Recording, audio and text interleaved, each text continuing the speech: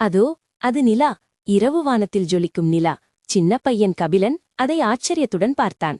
கபிலனுக்கு நிலாவுடன் பேச ஆசையாக இருந்தது. அவன் கையை அசைத்து நிலாவே நிலாவே என்று அழைத்தான்.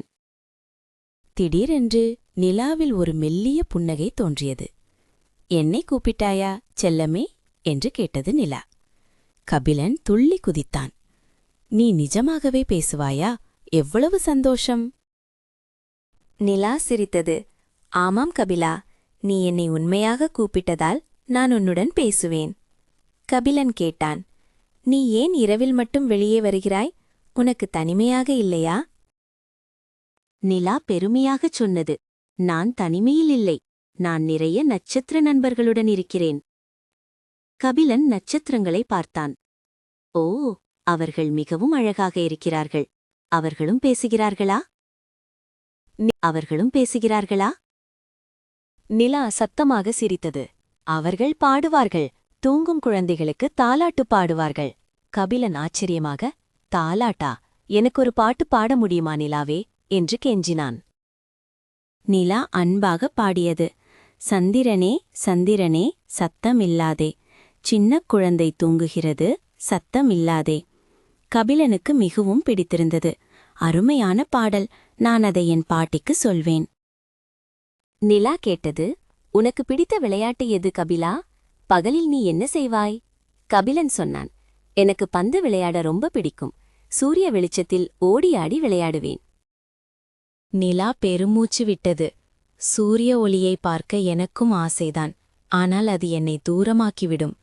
கபிலன் உறுதியுடன் சொன்னான், கவலைப்படாதே நிலாவே, நான் உனக்காக நாளை சூரிய ஒளியை பிடித்து வருவேன். நாளை சூரிய ஒளியை பிடித்து வருவேன். நிலா சிரித்து, அது நடக்காத ஒன்று கபிலா. ஆனாலும் உன் அன்பு எனக்கு பிடிக்கும். கபிலன், நீ நாளைக்கு எங்கே இருப்பாய்? நான் உன்னை தேடி வரட்டுமோ என்று கேட்டான். நிலா மெதுவாக சொன்னது, நான் எப்போதும் அங்கேயே இருப்பேன். நீ மட்டும் என்னை தேட வேண்டும். கபிலன், நான் உன்னை தேடுவேன். நாளை இரவுக்கு காத்திருப்பேன் என்று சத்தமாக உறுதியளித்தான்.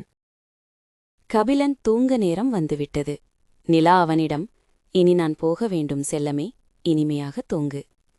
கபிலன் மெதுவாக, சரி நிலாவே, மீண்டும் சந்திப்போம் என்று சொல்லி மென்மையான பார்வையால் தன்னை மூடிக்கொண்டான். நிலா மெதுவாக வானத்தில் நகர்ந்து சிறிய மேகங்களுக்குப் பின்னால் மறைந்தது. அதன் புன்னகை மறைந்தது. அடுத்த நாள் காலை சூரிய ஒளி கபிலனின் அறையில் பிரகாசமாக விழுந்தது. அவன் உற்சாகமாக எழுந்தான். கபிலன் நிலாவிற்காக ஒரு பரிசை தயாரிக்க விரும்பினான். என்ன கொடுக்கலாம் என்று யோசித்தான். அவன் மிகவும் அழகான ஒரு மஞ்சள் நிற பூவை பறித்து அதை பத்திரமாக வைத்தான். இது நிலாவிற்கு பிடிக்கும். மாலையானது. சூரியன் மறைந்தது. கபிலன் ஜன்னலுக்கு அருகில் அமர்ந்து நிலாவிற்காக காத்திருந்தான். மெதுவாக மேகங்களுக்கு பின்னாலிருந்து விலாவெறி வந்தது. அது கபிலனை பார்த்து மீண்டும் புன்னகைத்தது. கபிலன் தன் பூவை பரிசாக கொடுத்தான். இது உனக்குத்தான். நிலாவே, பிரகாசமாக இரு. நிலா, நன்றி கபிலா, நீ எப்போதும் என் சிறந்த நண்பனாக இருப்பாய் என்று சொல்லி மகிழ்ச்சியுடன் ஜொலித்தது.